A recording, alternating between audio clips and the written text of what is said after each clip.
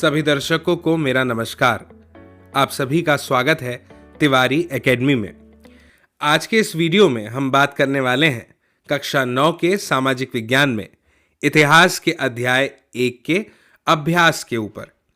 इतिहास का अध्याय 1 जिसका शीर्षक है फ्रांसीसी क्रांति।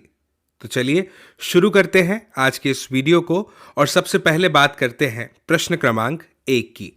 प्रश्न क्रमांक 1 में हमसे पूछा गया है, फ्रांस में क्रांति की शुरुआत किन परिस्थितियों में हुई। दोस्तों, हमने ये अध्याय बखूबी समझा था और हमने ये भी जाना था कि उसमें कौन कौन सी परिस्थितियां शामिल थी। तो आइए एक एक करके बड़े इत्मीनान और धैर्य के साथ में इन सभी परिस्थितियों का अवलोकन करते हैं और जानते हैं कि एक सटीक उत्तर किस तरह से लिखा जाता है। हम जानते हैं कि फ्रांसीसी क्रांति की जब शुरुआत हुई थी वो समय था 1789 का, है ना, 1789 का वो समय था। आप जानते हैं कि पेरिस शहर था जहाँ से इसकी शुरुआत हुई थी, है ना। लोगों का जो ग्रुप था, जो समूह था, उसने, हम जानते हैं कि किस तरह से जेल को तोड़ दिया था, है ना। वो जेल जो लोगों की उस समय नफरत का केंद्र बन गया था। बास्तील किले की कहानी हम सब ने पढ़ी है ना। फ्रांसीसी क्रांति का जो समय था, उस समय जो लुई 16 थे, लुई 16 जो थे, वो फ्रांस का सम्राट था उस समय, है ना।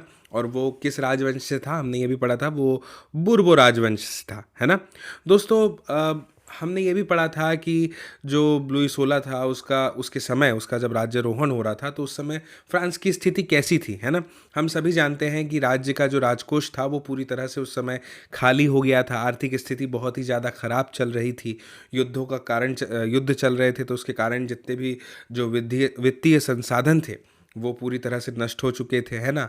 और फिजूल खर्ची की जा रही थी, है ना, मतलब झूठी शान और शौकत को दिखाने के लिए। और उस समय कर्ज था, है ना, लगभग 10 अरब लिबरे के आसपास का कर्ज उस समय उस पर था, ठीक है ना। उसके पहले भी अगर बात करें फ्रांसीसी क्रांति की तो उससे पहले भी वहाँ की वित्तीय स्थिति जो थी वो बहुत ज़्यादा ख़राब थी, ये हम जानते हैं ना। 18वीं शताब्दी के समय की बात करें तो उस समय फ्रांसीसी समाज जो था वो 3 स्टेट्स में विभाजित था, है ना, प्रथम, द्वितीय और तृतीय। प्रथम में अगर बात करें तो पादरी वर्ग था, है ना। द्वितीय स्टेट की बात करें तो अमीर वर्ग इसमें जो आते थे, कुलीन वर्ग कहा गया था जिसे। और तृतीय स्टेट में सामान्य लोग आते थे, कर्मचारी हो गए, कारीगर हो गए, किसान हो गए, व्यापारी हो गए, है ना, मजदूर वर्ग हो गया, ये सब लोग इसमें शामिल थे, है ना। और हमने पूरी कहानी जो है उसको बहुत अच्छे से पढ़ा था, समझा था, है ना।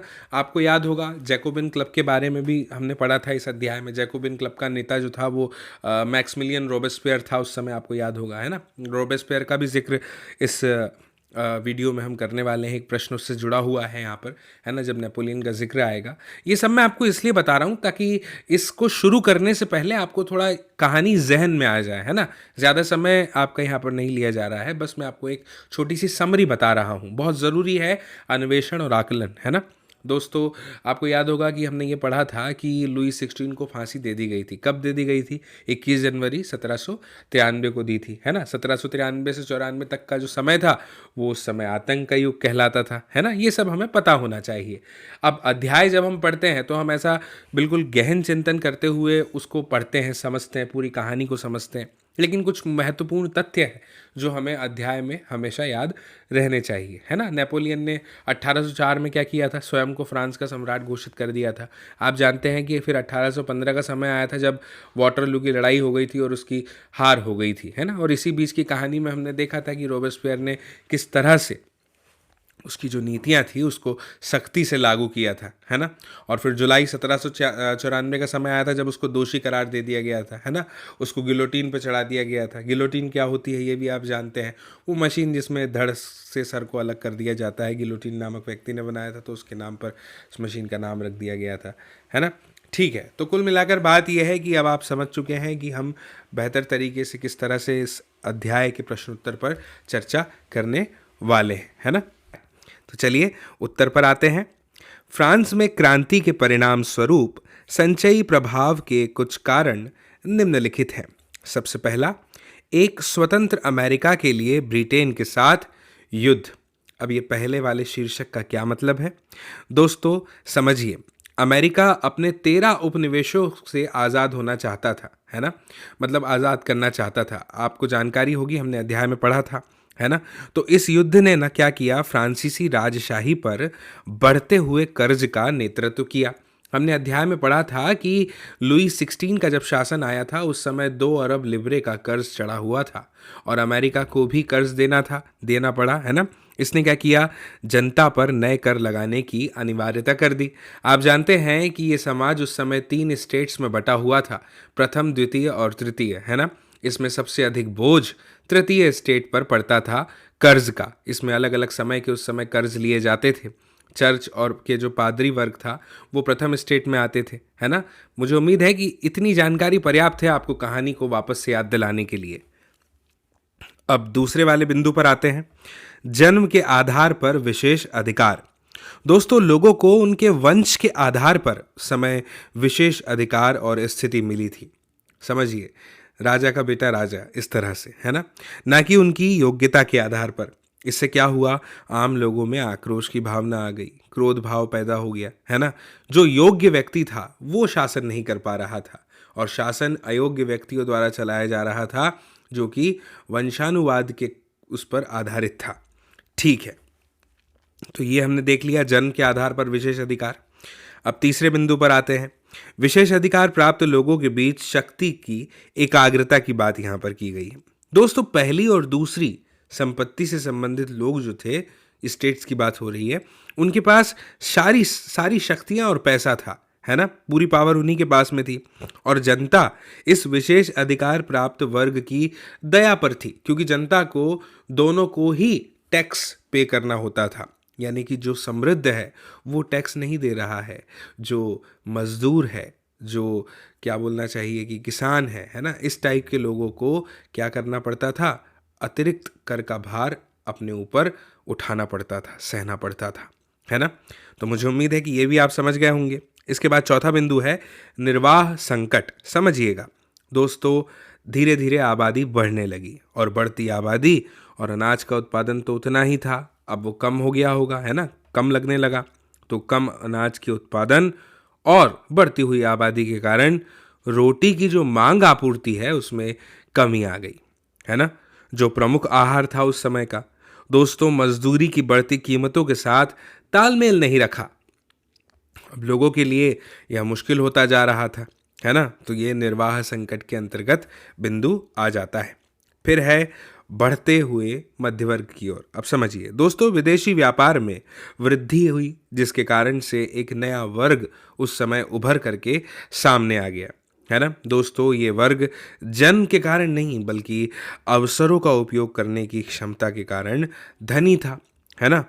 अब मध्यम वर्ग के लोगों ने वंश के आधार पर विशेष अधिकार समाप्त करने के लिए अपनी आवाज उठानी शुरू कर दी थी। इन बिंदुओं को पढ़ने से हमें क्या समझ में आता है कि किस तरह से फ्रांस में क्रांति की शुरुआत हुई होगी, है ना। ठीक है दोस्तों, इस सब के कारण लोगों में आक्रोश की भावना थी, एक सामान्य भाव पैदा हो गया था। उस समय के कुछ विचारक विभिन्न मीडिया के माध्यम से जागरूकता फैलाते थे, है ना। कुछ विशेष अधिकार प्राप्त वर्गों ने भी लोकतंत्र में बदलाव की वकालत की थी, ठीक है।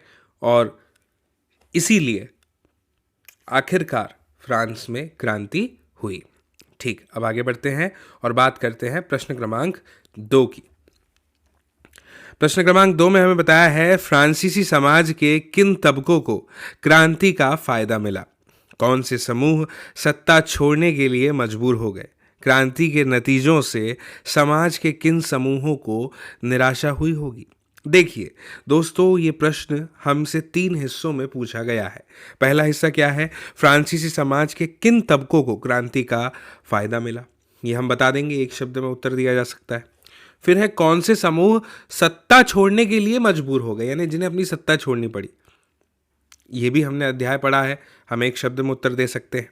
फिर पूछा गया है क्रांति के जो नतीजे आए उससे समाज के किन समूहों को निराशा हुई, है ना। चलिए, चूंकि हमने पूरी कहानी पढ़ी है तो इसका उत्तर देते हैं। सबसे पहले प्रश्न का पहला हिस्सा कि फ्रांसीसी समाज के किन तबकों को क्रांति का फायदा मिला। तो दोस्तों, समाज के जो किसान थे और जो कारीगर थे उनको क्रांति से निसंदेह लाभ हुआ, है ना। ठीक है, फिर दूसरा हिस्सा, कौन से समूह सत्ता छोड़ने के लिए मजबूर हो गए थे? तो आपको याद होगा दोस्तों, जो प्रथम स्टेट्स में आते थे और द्वितीय स्टेट्स में कुछ आते थे, जैसे पादरी, रईस, है ना, और जो चर्च था खास तौर पर, उनको क्या करनी पड़ी? सत्ता छोड़नी पड़ी। ठीक है, तो ये हो गया इसका उत्तर। अब तीसरा और अंतिम भाग इस प्रश्न का, क्रांति के नतीजों से समाज के किन समूहों को निराशा हुई होगी? तो इसका उत्तर दे देते हैं दोस्तों। ये स्पष्ट है कि जिन लोगों को सत्ता और विशेष अधिकारों से गुजरना पड़ा वे निराश हुए होंगे, उनको सत्ता भी छोड़नी पड़ी। पहली और दूसरी स्टेट के लोग उस समय बहुत निराश हुए होंगे, है ना? ठीक है, तो अब प्रश्न 2 को भी हमने समझ लिया। इसके बाद बात करते हैं प्रश्न क्रमांक 3 की। क्या है प्रश्न क्रमांक 3? 19वीं और 20वीं सदी की दुनिया की स्वतंत्रता और लोकतांत्रिक अधिकारों के विचार कौन सी विरासत छोड़ गए? सबसे महत्वपूर्ण के उत्तर पर बात करते हैं दोस्तों। बात 19 पूरी क्रांति इसी पर आधारित थी। लोकतांत्रिक स्वतंत्रता और लोकतांत्रिक अधिकारों के विचार फ्रांसीसी क्रांति की सबसे महत्वपूर्ण 19वीं शताब्दी के दौरान फ्रांस से क्योंकि पूरी यूरोप में इसी पर आधारित थी। विचार लोकतांत्रिक अधिकार यूरोप में, और जहां सामंती प्रणालियों को समाप्त कर दिया गया। दोस्तों आगे ये विचार दोस्तों यूरोपीय राष्ट्रों के अलग अलग शेष यूरोप में भी फैल गए। अब उपनिवेशित लोगों ने संबंधित जो आवश्यकताएं थी उसके अनुसार प्रणालियों को समाप्त कर लिया था, और उसको आगे ये विचार दोस्तों यूरोपीय राष्ट्रों के कई देशों में उपनिवेशों में भी फैल गए। अंत के लिए उपनिवेशित लोगों ने संबंधित जो आवश्यकताएं थी उसके अनुसार तक इन विचारों की प्रमुख कर ली। लोकतंत्र को शासन के पसंदीदा तरीके के रूप में ये कई देशों में दोस्तों उपनिवेश के अंत के लिए बीज की तरह कार्य कर रहे थे। 20वीं सदी के मध्य तक दुनिया के प्रमुख हिस्से ने लोकतंत्र को शासन के पसंदीदा तरीके के रूप में अपना लिया। बढ़ते हैं फ्रांसीसी क्रांति को विकास के लिए दीक्षा बिंदु कहा जा सकता है। क्या है प्रश्न क्रमांक 4? ठीक है, उन जनवादी अधिकारों की सूची बनाएं जो आज हमें मिले हुए हैं, और जिनका उद्गम आगे बढ़ते हुए फ्रांसीसी क्रांति में 4। ठीक है, अभी बता दें प्रश्न क्रमांक 4 दोस्तों। समझिए, उन जनवादी में कुछ मौलिक अधिकार से जो आज हमें मिले पता लगाया जा सकता है, और जिनका उद्गम वो निम्नलिखित तौर पर दिए गए क्रांति में। सबसे पहला है दोस्तों समानता का दोस्तों अधिकार। भारतीय संविधान में कुछ से पता लगाया जा सकता है फ्रांसीसी क्रांति के विषय में पता लगाया। फिर है अभिव्यक्ति और अभिव्यक्ति निम्नलिखित तौर पर का अधिकार पढ़ता हूं। फिर है शोषण सबसे पहला अधिकार समानता का अधिकार, है ना, का अधिकार। इससे पता लगाया जा सकता है फ्रांसीसी क्रांति के विषय का कितना। फिर है अभिव्यक्ति और अभिव्यक्ति की स्वतंत्रता का अधिकार। ठीक, फिर है शोषण से मुक्ति का अधिकार, और अंत में संविधान 5 का क्या है प्रश्न क्रमांक 5? हम जानते हैं, क्या आप इस तर्क से सहमत हैं कि सार्वभौमिक अधिकारों के संदेश में नाना आगे बढ़ते हैं और बात करते हैं प्रश्न क्रमांक हमसे पूछा जा रहा है। क्या है प्रश्न क्रमांक 5? सार्वभौमिक, क्या आप इस तर्क से सहमत हैं कि सार्वभौमिक अधिकारों के संदेश में नाना अंतर विरोध थे? चलिए समझिएगा दोस्तों, हमसे ये पूछा जा रहा है 1991 का जो समय सार्वभौमिक अधिकारों का फ्रांसीसी संविधान के अनुसार सार्वभौमिक अधिकारों के संदेश में प्रमुख विरोधाभास जो था ना, वो दोस्तों महिलाओं की याद कीजिए 1791 का जो समय था, इसका उत्तर दिया जा रहा है फ्रांसीसी संविधान के अनुसार अधिकार दिए सार्वभौमिक अधिकारों के अलावा मतदान के अधिकारों के प्रमुख विरोधाभास निष्क्रिय नागरिकों के रूप में महिलाओं बड़ी संख्या में लोगों की उपस्थिति अभ्यास में नहीं डाल दी थी कि आप क्या दोस्तों पुरुषों को तो सभी अधिकार उस समय की बात अगर हम करें। इसके अलावा इस उत्तर में मतदान के अधिकारों के बिना निष्क्रिय नागरिकों के रूप में बड़ी संख्या में इसके अलावा की उपस्थिति के अभ्यास में नहीं डाल दी थी कि आप क्या बचे हुए नागरिक देते उस समय की बात अगर हम करें तो इस बड़ी संख्या में बताया गया है ना कि पुरुषों को सभी दूसरे शब्दों में क्या कहा जा सकता है कि इसके अलावा यद्यपि सार्वभौमिक अधिकारों की जो घोषणा जो बचे हुए एक अच्छा प्रारंभिक बिंदु था, लेकिन इससे वांछित बड़ी संख्या में बहुत कुछ उस समय है छोड़ दिया गया, नजरअंदाज कर दिया गया। दूसरे शब्दों में क्या कहा जा सकता है कि यद्यपि सार्वभौमिक अधिकारों की जो घोषणा दे दिया वो एक अच्छा प्रारंभिक बिंदु आगे बढ़ते हैं, लेकिन बात करते हैं प्रश्न क्रमांक बहुत कुछ 6 की छोड़ दिया गया है, नजरअंदाज कर दिया गया। नेपोलियन के उदय को हमने कैसे समझा जा सकता है, यहाँ पर नेपोलियन की बात हो रही है, समझिए। ठीक है, अब आगे बढ़ते हैं और बात 1792 का था। उस समय फ्रांस क्या है प्रश्न क्रमांक 6 बन गया। नेपोलियन के उदय को तत्कालीन शासक कैसे समझा जा सकता है, उन्होंने समाज नेपोलियन की बात को अधिक विशेष अधिकार दिए दोस्तों। इसके अलावा 1792 का प्रकार का फ्रांस व्यक्ति भी फ्रांस रोबेस्पियर की बात बन गया। इसने दोस्तों निम्नलिखित कई वर्षों तक के आतंक का शासन चला है ना, उन्होंने समाज के धनी तबके रोबेस्पियर का जो शासन था उसके अंत के अलावा एक प्रकार का निरंकुश एकाग्रता से बचने के लिए एक निर्देशिका बनाई गई थी। कई वर्षों तक आतंक का शासन के सदस्य थे दोस्तों, और रोबेस्पियर करते थे, जिससे कुल अराजकता और राजनीतिक शक्ति की एकाग्रता से बचने के लिए इसने फ्रांस में एक निर्देशिका बनाई गई थी, टीका तैयार किया। अब निर्देशिका के सदस्य थे दोस्तों जो अक्सर आपस में लड़ते थे, जिससे कुल सैन्य तानाशाह के रूप में राजनीतिक अस्थिरता पैदा होती थी। इसने फ्रांस में एक राजनीतिक टीका तैयार किया। दोस्तों यह एक अनुकूल स्थिति होगा और दोस्तों अगर वीडियो ने सैन्य तानाशाह के रूप में सहायता की है, मदद की है, शासन संदेह किया था कि प्रश्नों के उत्तर को समझने का उम्मीद है कि आपने जो है आपके अंदर एक समझ पैदा की है, तो जरूर आ गया होगा। लिंक को दोस्तों शेयर कीजिएगा, वीडियो ने साझा कीजिएगा, अपने सहायता की है, मदद की है, परिजनों के साथ में, ताकि वे लोग देख समझने का वीडियो को समझ पाए, समझ पैदारी को। तो आप जल्दी आप सभी के साथ में फिर से मुलाकात कीजिएगा, साझा कीजिएगा साथ में वीडियो में, तब तक के लिए परिजनों भी साथ में, ताकि वे लोग भी देख पाए इस वीडियो को, समझ पाए इस जानकारी को। जल्दी आप सभी के साथ में स्वतंत्रता और लोकतांत्रिक अधिकारों के विचार फ्रांसीसी क्रांति की सबसे महत्वपूर्ण विरासत है, क्योंकि पूरी क्रांति इसी पर आधारित थी, लोकतांत्रिक अधिकार